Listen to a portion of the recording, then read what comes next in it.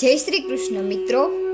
તો આજના વિડીયોમાં આપણે જાણીશું નારદજી શું વરદાન પામ્યા। તો ચાલો શરૂ કરીએ આજનો વિડીયો।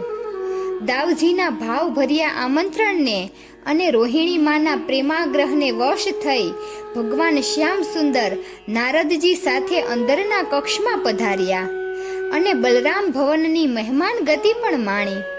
પરંતુ ત્યાં ઉપસ્થિત સૌ કોઈના હૃદય પોતપોતાની રીતે એટલા ભાવમય અને વિવશ હતા કે કોઈનામાં ઔપચારિક રીતે કશું પણ બોલવા પૂછવાના હોશ ન હતા। જાણે કે પેલા દિવ્ય સ્વરૂપની છાયા ન પડી ગઈ હોય એમ સૌ અવાક અને નિશાસ્તબ્ધ થઈ ગયા। સૌથી વિચિત્ર સ્થિતિ તો નારદજીની હતી, કેમ કે એમણે ઘડી પહેલા કક્ષ બહાર જે અભૂતપૂર્વ લીલાની ઝાંખી કરી તે શાને આભારી હતી તે જાણવા એમનું વ્યાકુળ મન ક્યારનુંય ઉત્કંઠિત થઈ ગયું હતું। સૌની હાજરીમાં ભગવાન શ્રી કૃષ્ણને આ અંગે કંઈ પણ પૂછવું એ અવિવેચક જેવું ગણાશે એમ સમજીને વીણા પાણી મૌન હતા। હવે તો ક્યારે પ્રભુ એકલા પડે અને આ લીલા દર્શન અંગે કંઈક પૂછવાનો મોકો મળે એની એમના મનમાં ચટપટી થઈ રહી હતી। તેથી ઝટ અહીંથી વિદાય થવા આતુર નારદજીએ રાણીઓને અને સુભદ્રાજીને સામેથી નમસ્કાર કર્યા, રોહિણી દેવીના ક્ષેમ કુશળ પૂછ્યા અને બલરામજીને સ્વસ્તિ વચન કહીને પ્રભુ સામે એવા ભાવથી જોયું કે જાણે પ્રસ્થાનની આજ્ઞા ન માંગતા હોય। વાસુદેવે માતેશ્વરીનો ચરણ સ્પર્શ કરી જવાની અનુજ્ઞા યાચી અને પટરાણી સામે જોઈને એટલું જ કહ્યું, ચાલો નારદજીને આપણા આવાસે લઈ જઈશું। પછી ઊભી થઈ ગયેલી સર્વ રાણીઓ પર એક સ્મિત ભરી નજર ફેંકીને જેવા ભગવાન નારદજીને ખભે હાથ મૂકીને આગળ વધ્યા કે સૌ રાણીઓ પણ રોહિણી માના પગે લાગીને અને સુભદ્રાજીને વંદન કરીને ચૂપચાપ એમની પાછળ પાછળ કક્ષની બહાર નીકળી ગઈ। દેવર્ષિ નારદની મનોકામના સમજી ગયેલા અંતર્યામી એમને લઈને સીધા કૃષ્ણ ભવન તરફ આગળ વધ્યા, એટલે એકલા પટરાણી જ એમને અનુસર્યા। બાકીની રાણીઓ પોતપોતાના આવાસે ગઈ। સૂર્યાસ્ત થવા આડે હવે થોડો જ સમય બાકી રહ્યો હતો, તેથી કૃષ્ણ ભવનના કક્ષમાં ગયા બાદ દ્વારકાધીશે પટરાણીને આજ્ઞા કરી કે તમે તમારા આવાસે જઈ રાત્રિ ભોજનની તૈયારી કરાવો। સાયન સ્નાન અને સંધ્યા પૂજાથી પરવારીને અમે તરત તમારા ભવન પર આવીએ છીએ। પતિની ઈચ્છા સમજી ગયેલા રૂકમણીજી નારદજીને વંદના કરી પોતાના આવાસે જવા રવાના થયા। અસ્તાચળમાં ઉતરી રહેલા ભગવાન સૂર્યનારાયણના દર્શન કરવા શ્રી કૃષ્ણ પોતાના હંમેશના નિયમ મુજબ પશ્ચિમ દિશાના ઝરૂખામાં જઈને ઊભા રહ્યા। એટલે હવે નારદજીને મનગમતી વાત કરવાનો સરસ મજાનો મોકો મળી ગયો।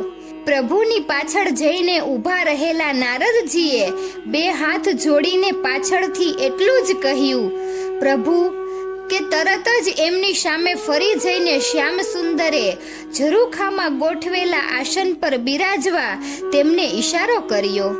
નારદજીએ આસન ગ્રહણ કર્યું, પછી પ્રભુ પણ આસનસ્થ થયા અને સસ્મિત વદને નારદજી સામે જોઈને બોલ્યા, કહો ભક્ત શિરોમણી, શા સમાચાર છે? શ્રી નારદ ઉવાચ, પ્રભુ સર્વત્ર સુખ શાંતિ છે, પરંતુ પ્રભુએ પૂછ્યું, કેમ પરંતુ? શી ઉપાધિ આવી પડી છે દેવલોકમાં? કેમ તમે અશાંત જણાવો છો દેવર્ષિ? જે હોય તે નિઃસંકોચ કહી દો। નારદજીએ કહ્યું, હે નાથ, હે નારાયણ, ત્રિલોકમાં ક્યાંય કશી જ ઉપાધિ રહી નથી। જે કંઈ અશાંતિ છે તે મારા મનની છે। મારી જિજ્ઞાસા ખૂબ વધી ગઈ છે। હસીને દ્વારકાધીશે પૂછ્યું, શાની જિજ્ઞાસા? બોલો બોલો, આજે હું અત્યંત પ્રસન્ન છું। તમારી તમામ જિજ્ઞાસાઓ આજે સંતૃપ્ત થઈ જશે। પૂછી નાખો જે પૂછવું હોય તે। નારદજીએ હિંમત કરીને પૂછ્યું, સ્વામી, મેં હમણાં જે દ્રશ્ય જોયું તે શું હતું? આપની આંખમાં આંસુ કેમ હતા? સુભદ્રાજી આમ કેમ ઊભા હતા? અને બલરામ હાથ જોડીને શાનું ધ્યાન ધરી રહ્યા હતા? સુદર્શન ચક્ર આપની આંગળી પરથી વિગલિત થઈને કેમ સૂઈ ગયું હતું? આ કઈ લીલા હતી પ્રભુ? મને કંઈક તો કહો. પ્રભુ ખડખડાટ હસી પડ્યા અને પછી ખૂબ પ્રસન્નતાથી વધ્યા. દેવર્ષિ, તમે જે દ્રશ્ય જોયું તે તો મારા આ કૃષ્ણાવતારનું સાફલ્ય હતું. મુનિવર, તમે તો માત્ર બાહ્ય દ્રશ્ય જોયું, પરંતુ અંદરના કક્ષમાં રોહિણીમા દ્વારા જે કંઈ કહેવાઈ રહ્યું હતું તે જો તમે કાનો કાન સાંભળ્યું હોત તો મને લાગે છે કે તમે તમારો નારાયણ નારાયણનો જાપ ભૂલીને આજથી જ રાધે રાધેનો જાપ જપતા થઈ ગયા હોત. એટલું કહેતા કહેતા તો પ્રભુ એકદમ ધીર ગંભીર થઈ ગયા.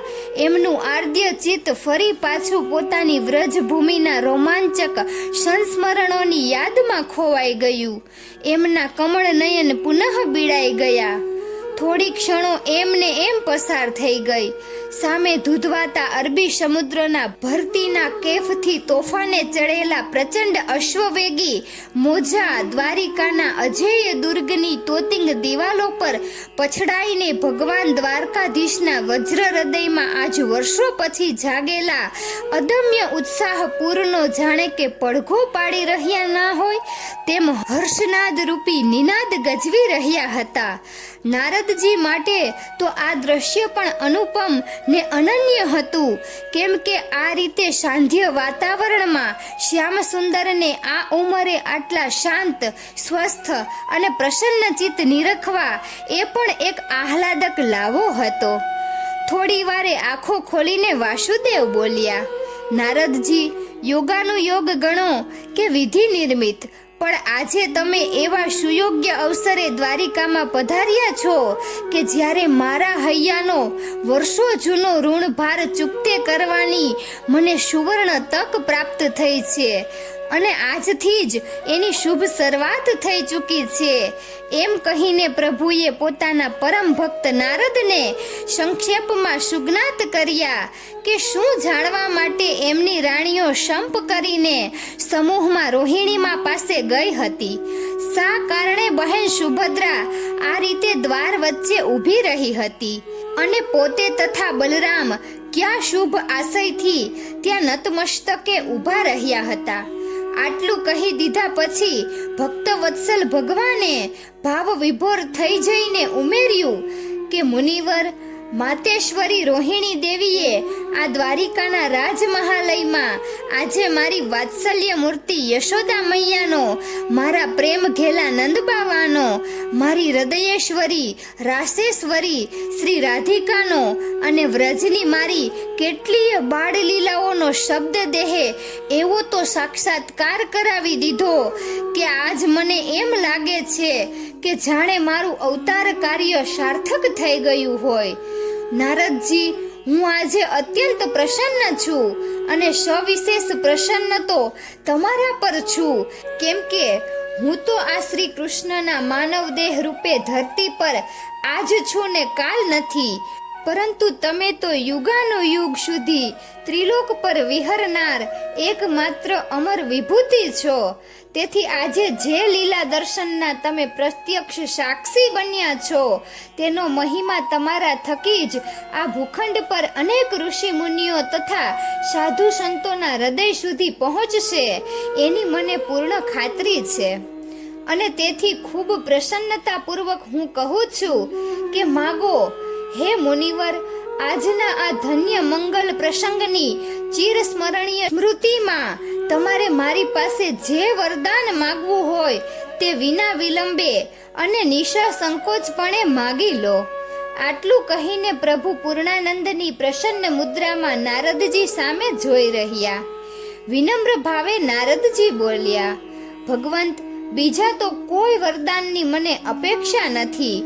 નિજ ભક્તોનું સદાય માંગલ્ય ઈચ્છતા આપના શ્રી ચરણ કમળમાં મારી તો કેવળ એક જ નમ્ર પ્રાર્થના છે કે આજે મેં આપ ચારેયના અતિ અદ્ભુત અદ્રષ્ટા શ્રુતપૂર્વ મહાભાવાવેશ સ્વરૂપના જે અલૌકિક દર્શન કર્યા તે જ ભુવન મંગલ ચારેય સ્વરૂપ આ ભારત રૂપી ભૂમિ પર જનસાધારણના ભક્ત સમુદાયના દર્શન કાજે પુનઃ પુનઃ પ્રગટ થયા કરે એવું કોઈ વરદાન આપો પ્રભુ.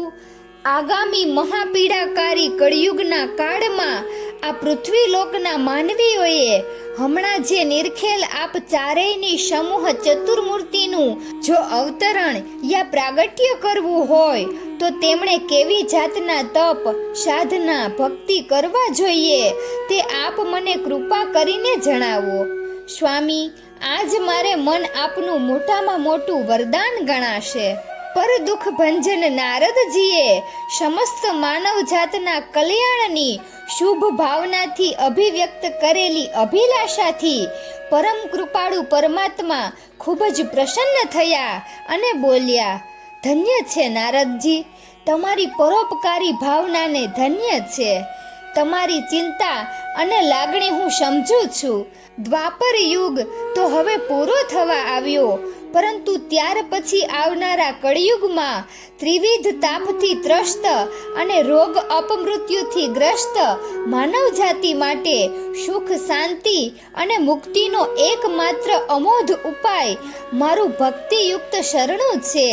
એ વાત તો મેં કુરુક્ષેત્રની રણભૂમિ પર ગીતા વચનામૃત દ્વારા વહેતી કરેલી જ છે, પરંતુ આજે હવે એમાં થોડો ઉમેરો કરવાનું મન થાય છે કે કેવળ મારી એકલાની ભક્તિ કરવા કરતા જો કોઈ માનવી મારી નિત્ય આહલાદીની શક્તિ પ્રેમ લક્ષણા ભક્તિ સ્વરૂપા ગોલોકેશ્વરી શ્રી રાધિકાની તન મન હૃદયથી ભક્તિ કરશે અને આ કૃષ્ણાવતારની મારી મહામાધુર્ય શિખરીણી વ્રજલીલા કથાઓનું સમૂહમાં રસગાન કરશે તો હે નારદજી, જેમ અર્જુન દ્વારા માનવ જાતને મેં ગીતામાં કોલ આપ્યો છે, યદા યદા હિ ધર્મસ્ય ગ્લાનિર્ભવતી ભારત અભ્યુત્થાનમ ધર્મસ્ય તદાત્મન સૃજામ્યહમ પરિત્રાણાય સાધૂનામ વિનાશાય ચ દુષ્કૃતામ ધર્મ સંસ્થાપનાર્થાય સંભવામિ યુગે યુગે. તેમ તમને આજે બીજો કોલ આપું છું કે હું જ્યાં પણ હોઈશ અને જો કોઈ સ્થિતિમાં હોઈશ ત્યાંથી તત્કાળ ને તત્ક્ષણ તેની તે જ પરિસ્થિતિમાં એ કથાગાન સ્થળે ખેંચાઈ આવીશ કે જ્યાં મારી પ્રાણેશ્વરી નિત્ય નિકુંજેશ્વરી પરમેશ્વરી શ્રી રાધાજીની પવિત્ર મંગલ લીલા કથાનું રસામૃત વહેતું હશે. હે ભક્ત શિરોમણી નારદ, આજના અનુભવ પરથી તો હવે હું એટલે સુધી કહેવા ઉત્કંઠિત છું કે રા શબ્દમ કુર્વત સ્ત્રવતો દદામી ભક્તિ ઉત્તમામ ધા શબ્દમ કુર્વતઃ પશ્ચાદયામી શ્રવણ લોભતઃ. કોઈનાય મુખેથી કેવળ રા અક્ષર સાંભળીશ તો એ જ સમયે હું એને મારો ઉત્તમ ભક્તિ પ્રેમ અર્પણ કરી દઈશ અને પછી ધા અક્ષરનું ઉચ્ચારણ થાય એ પહેલા તો હું રાધાનું આખું નામ સાંભળવાના લોભથી સ્વયં દોડીને ત્યાં પહોંચી જઈશ. આટલું બોલતા બોલતા તો અત્યંત ભાવાવેશમાં આવી ગયેલા નંદનંદન રાધા રમણ કુંજ વિહારી મુરલીધર ભગવાન શ્રી કૃષ્ણ આસન પરથી ઊભા થઈ ગયા અને વીણા પાણીના ખભે હાથ મૂકીને બોલ્યા, મુનિવર, આ તો કેવળ મેં મારી જ વાત કહીને મારા પોતાના થકી આ દિવ્ય વચન આપ્યું, પરંતુ તમે જે મૂર્તિ ચતુષ્ટયના પ્રાગટ્યની અભિલાષા વ્યક્ત કરી છે તે સંદર્ભમાં હવે હું તમને બીજું વચન આપું છું કે આગામી કળિયુગમાં લવણ સમુદ્ર તટવર્તી નીલાચલ ક્ષેત્રમાં અમે ચારેય જણ, હું, બલરામ, સુભદ્રા અને સુદર્શન, તમે નિરખેલ સ્વરૂપમાં જ અવતારિત થઈને સદાય પ્રકાશમાન રહીશું. અને પ્રભુએ જ્યાં આટલું વરદાન આપ્યું કે તે જ ક્ષણે જાણે યોગેશ્વર શ્રી કૃષ્ણની આ અમર વાણીને ગગનભેદી હર્ષનાદથી આવકારતો ને વધાવતો ના હોય તે રીતે રાજમહાલયના દેવાલયનો સુવર્ણ ઘંટ સંધ્યા આરતીનું આવાહન કરતો રણઝણી ઉઠ્યો. પ્રભુએ અને પ્રભુ ભક્ત નારદજીએ દેવાલયની દિશામાં બંને હાથ જોડીને ત્યાં બિરાજેલ ઈષ્ટદેવની મૂર્તિને નમસ્કાર કર્યા અને હવે ઝટપટ સાયન સ્નાન તથા સંધ્યા પૂજાથી પરવારી જવા ઉતાવળ કરી, જેથી ભોજન ગૃહે ક્યારનાય રાહ જોઈને બેસી રહેલા રૂકમણીજીને બોલાવવા આવવાની તસ્દી લેવી ન પડે. ભોજનાદિથી પરવરીને દ્વારિકાનાથ આજે કેટલાય દિવસો પછી રૂકમણી આવાસે ખૂબ નિરાતે બેઠા અને પટરાણીની ઉપસ્થિતિમાં દેવર્ષિ નારદ સાથે હળવો વાર્તા વિનોદ કરવા લાગ્યા. નારદજી તો રમતા રામ ને ફરતા રામ, વળી એ તો ત્રિલોકના ખબરદાર ખબરપત્રી. ભગવાન જે પૂછે તેનો ઉત્તર એમના હોઠ પર જ હોય એવા એ તો હાજર જવાબી. આકાશ પાતાળ અને ધરતીની છેલ્લામાં છેલ્લી માહિતીનો એમની પાસે ભંડાર ભર્યો હોય, તેથી એમની વાતો સાંભળવાની ખૂબ જ મજા આવે. આ સદભાગ્ય આજે રૂકમણીને પ્રાપ્ત થયું એટલે એમના આનંદનો કોઈ પાર નહોતો. તેઓ ખૂબ રસપૂર્વક અને એક ધ્યાનથી ભક્ત અને ભગવાન વચ્ચેનો સંવાદ સાંભળી રહ્યા હતા. ત્યાં તો મુખ્ય સેવિકાએ અંદર આવવાની રજા માગી અને જણાવ્યું કે તાતશ્રીના મહેલેથી કોઈ સંદેશવાહક આવ્યો છે અને મહારાજને તાત્કાલિક મળવા માગે છે. પ્રભુએ એને અંદર મોકલવાની આજ્ઞા આપી એટલે થોડી જ વારમાં વાસુદેવજીનો અંગત સેવક મહારાજ શ્રી કૃષ્ણ સમક્ષ હાજર થયો અને પ્રણામ કરીને બોલ્યો, મહારાજનો જય હો. તાતશ્રીએ અને માતૃશ્રીએ આપની તબિયતના સમાચાર પૂછાવ્યા છે અને શક્ય હોય તો અત્યારે જ આપના મુખ કમળના દર્શન કરવાની ઈચ્છા પ્રદર્શિત કરી છે. પૂજ્ય માતૃશ્રીએ કહેવડાવ્યું છે કે જો આપનાથી ત્યાં આવી શકાય એમ ન હોય તો તેઓ બંને આપના સ્વાસ્થ્યની ખબર કાઢવા આપના મહેલે પધારવા ઉત્સુક છે. શ્યામ સુંદર આસન પરથી ઊભા થઈ ગયા. એમને તરત ખ્યાલ આવી ગયો કે આજે બપોરની સભા ઓચિંતી બરખાસ્ત કરીને પોતે અસ્વસ્થ ચિત્તે પગે ચાલતા બલરામ ભવન ગયેલા તે સમાચાર મોડા પણ પરમ પૂજ્ય વસુદેવજીને અને દેવકી માને પહોંચી ગયા લાગે છે અને તેથી જો અત્યારે પોતે એમની સાથે મુલાકાત નહીં યોજે તો બેમાંથી એકેયને આજે આખી રાતે ઊંઘ નહીં આવે.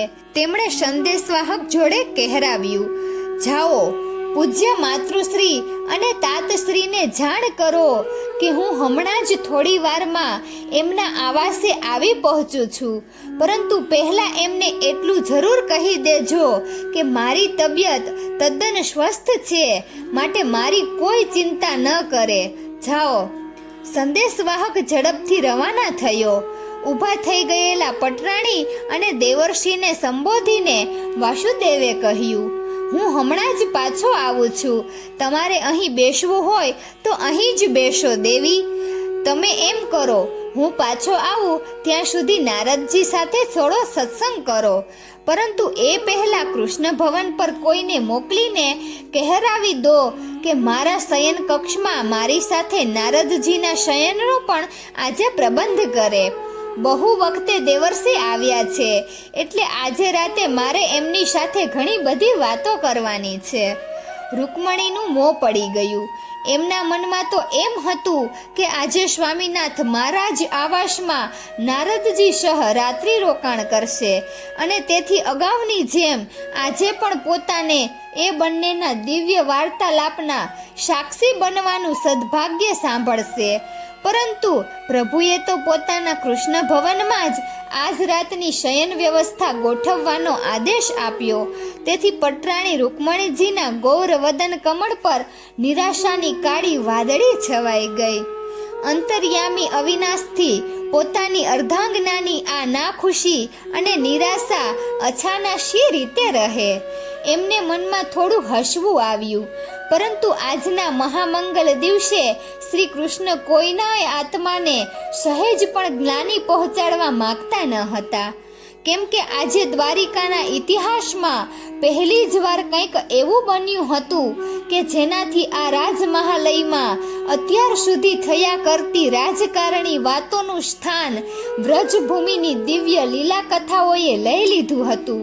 અને એકવાર જામેલું આ દિવ્ય વાતાવરણ હવે પોતાના હાથે તો જરા પણ કલુષિત કે દૂષિત ન બને તે માટે મુરલી મનોહર વ્રજેન્દ્ર નંદન શ્યામ સુંદર ઘનશ્યામ ખૂબ જ જાગૃત હતા. તેથી રૂકમણીના મનની ઈચ્છા સમજી ગયેલા દ્વારકાધીશે તદ્દન સહજ ભાવે કહી દીધું, રૂકમણી, તમારે આવવું હોય તો તમે પણ ત્યાં આવજો અને અમારી વાતોમાં ભાગ લેજો. અમારી ચર્ચા વિચારણામાં એવું કશું નથી હોતું કે જે અમારે લક્ષ્મી સ્વરૂપા દેવી રૂકમણીથી છુપાવવું પડે. ભગવાન શ્રી કૃષ્ણ પાછલા શબ્દો એવા ભાવથી બોલ્યા કે રૂકમણીજી શરમાઈ ગયા અને નીચું જોઈ ગયા. આટલું કહીને શ્યામ સુંદર તો ત્યાંથી સીધા જ શ્રી વસુદેવ દેવકીજીના આવાસે જવા ઉપડી ગયા અને આ બાજુ પ્રભુના આદેશ મુજબ શયન વ્યવસ્થા કરવા સારું રૂકમણીજીએ કૃષ્ણ ભવનના મુખ્ય વ્યવસ્થાપકને બોલાવીને જરૂરી સૂચનાઓ આપી દીધી. પછી જલપાન કરીને શાંતિથી બિરાજમાન થયેલા નારદજીની સન્મુખ ઉપસ્થિત થઈને પટરાણી રૂકમણીને મુનિવરને વંદના કરી કહ્યું, હે દેવર્ષિ, આજે દ્વારિકાને આંગણે આપના પાવનકારી પગલાં થવાથી વાતાવરણમાં ગજબની શાંતિ અને સુવાસ પ્રસર્યા છે. મુનિવર, આપને શું કહું, આજે કેટલાય મહિનાઓ પછી અમે દ્વારકાનાથ શ્રી કૃષ્ણને આટલા પ્રસન્નચિત્ત, સ્વસ્થ અને આનંદી જોયા છે. બાકી તો તમારાથી ક્યાં કશું અજાણ્યું છે. આ યાદવ કુળના નબીરાઓ તો પ્રભુની આટલા વર્ષોથી સાધના, સિદ્ધિ અને શાખ પર પાણી ફેરવવા કેવા કેવા કુકર્મો કરી રહ્યા છે. રૂકમણીથી નિશ્વાસ નંખાઈ ગયો.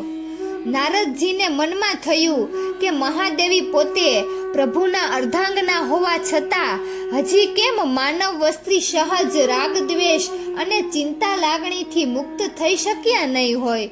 જે કમનસીબ વિનાશકારી દુર્ઘટના કાળ નિર્મિત અને વિધિ નિર્ણિત છે તેને રોકવાનું સામર્થ્ય તો ખુદ યોગેશ્વર શ્રી કૃષ્ણમાં પણ નથી.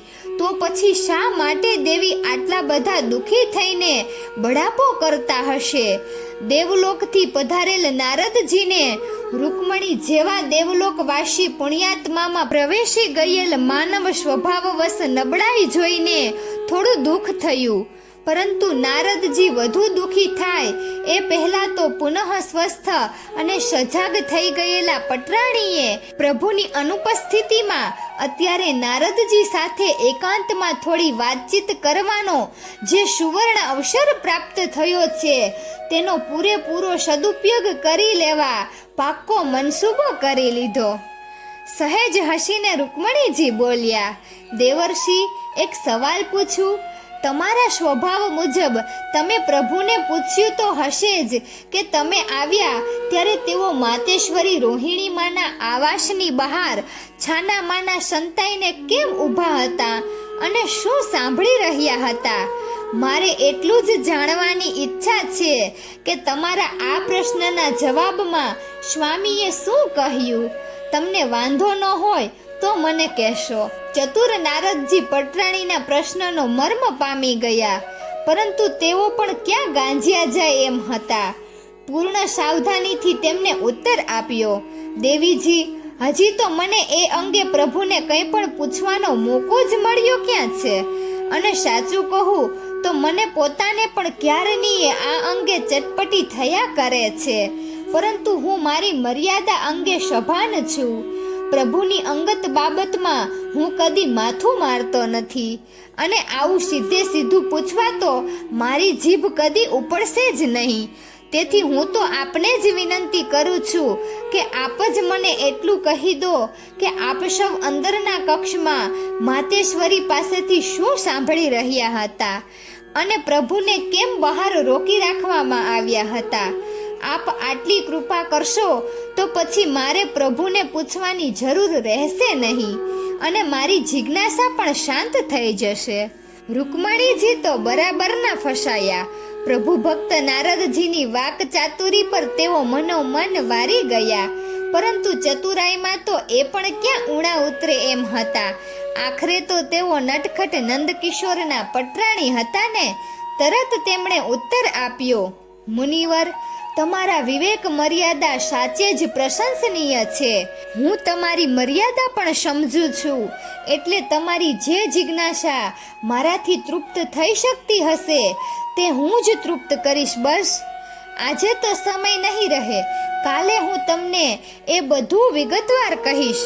પરંતુ નારદજી, એ પહેલા તમારે મારું એક કામ તો કરવું જ પડશે. પ્રભુ પાછા આવે એ પહેલા તમે મને વચન આપો કે મારું આટલું કામ તો તમે જરૂરથી કરી આપશો જ. રૂકમણીજી એવી લાગણીથી અને આત્મીયતાથી આટલું બોલ્યા કે નારદજી પ્રભાવિત થઈ ગયા. છતાં બોલે બંધાઈ ન જવાય તેની પૂર્ણ સાવચેતી રાખીને મુનિવર વધ્યા. દેવી, વચન તો શી રીતે આપું? હું જાણતો નથી કે આપ કયું કામ મને સોંપવા માંગો છો, છતાં એટલી ખાતરી જરૂર આપું છું કે આપનું કોઈ પણ કામ જો મારાથી થઈ શકે એમ હશે તો તે કરવામાં હું મારી તમામ દેવી શક્તિ કામે લગાડીશ. બસ હવે બોલો, ઝટ કહી દો, મારે શું કરવાનું છે? રૂકમણીજીને તો આટલું જ જોઈતું હતું. નારદજીની વધુ નજીક આવીને વિદર્ભ નરેશ ભીષ્મકના પુત્રી બોલ્યા, નારદજી, તમે જે દ્રશ્ય જોયું અને તમારા મનમાં એ અંગે જે જિજ્ઞાસા જાગૃત થઈ એની ભીતરમાં તો કંઈક બીજું જ છે. અમે આઠેય પુત્રવધુઓ અમારા જ્યેષ્ઠ સાસુમા પાસે શું જાણવા માટે ગયા હતા એ તો હું તમને કહેવાની જ છું, પરંતુ અમે કેમ એ જાણવા ઉત્સુક બન્યા એની પાછળ તો તમારા પ્રભુ પોતે જ કારણભૂત છે. એમણે જો રાધાનું નામ દઈને ચીસ પાડી ના હોત તો અમારે શું કામ આટલા વર્ષો બાદ એમના જ માતૃશ્રી સમક્ષ એમની એ બાળ સખી વિશે કંઈક જાણવાની જિજ્ઞાસા વ્યક્ત કરવી પડી હોત? દેવર્ષિ, સાચું કહો તો સ્વામીનાથ પોતે જ આ આખી ઘટનાના સર્જનહાર છે અને પાછા કેવા ડાયા ડમરા થઈને જાણે કંઈ જાણતા જ ના હોય એમ છાના માના સંતાઈને અમારી વાતો સાંભળવા ઊભા રહી ગયા હતા. હું એમ કહું છું કે આ ઉંમરે એમને એવું તે કેવું સપનું આવ્યું કે નાના બાળકની જેમ ઊંઘમાં રાધા રાધાના નામનું રટણ કરીને આક્રંદ કરવા લાગી ગયા, જેને લીધે બધી રાણીઓ મને ચોંટી પડી અને મારે એમને માતેશ્વરી પાસે લઈ જવી પડી. જિંદગીમાં પહેલી જ વાર ભગવાન શ્રી કૃષ્ણના પટરાણીના મુખેથી પોતાના પતિ પરમેશ્વર પ્રત્યે આવો પુણ્ય પ્રકોપ સાંભળીને હેપતાઈ ગયેલા નારદજીને ઘડીભર તો એમ જ થઈ ગયું કે આ પતિ પત્નીના વ્યક્તિગત મામલામાં પોતે શું કામ નિમિત્ત બને. પછી બીજી જ ક્ષણે એમના ચિત્ત પ્રદેશમાં એવો પણ વિચાર ઝબકી ઉઠ્યો કે ખુદ પ્રભુના જ ઘરમાં મારે મારી નારદ વિદ્યા અજમાવવી પડે એવા જે સંજોગો અત્યારે દેખાઈ રહ્યા છે તેની પાછળ કેમ અજાણ્યું જગન્યંતા જગદીશ્વરની જ કોઈ દિવ્ય ઈચ્છા કામ કરતી નહીં હોય? બે જાતના વિરોધાભાસી વિચારો વચ્ચે અટવાઈ ગયેલું નારદજીનું મન એવું ચક્રાવે ચડી ગયું કે હવે તો આ વાતનો પૂર્ણ તાગ મેળવવા વિના એમનાથી રહેવાયું નહીં અને તેથી એમણે સામેથી પ્રશ્ન પૂછ્યો, દેવી, મને એ ન સમજાયું કે પ્રભુ ઊંઘમાં આવું કેમ બોલી ઉઠ્યા હોય? એ ફક્ત આપે એકલાએ જ સાંભળ્યું હોય ને? તો પછી અન્ય રાણીઓને આ વાતની ખબર શી રીતે પડી કે જેથી એ બધી સંપ કરીને આપને રોહિણીમા પાસે જવાના સફળ થઈ?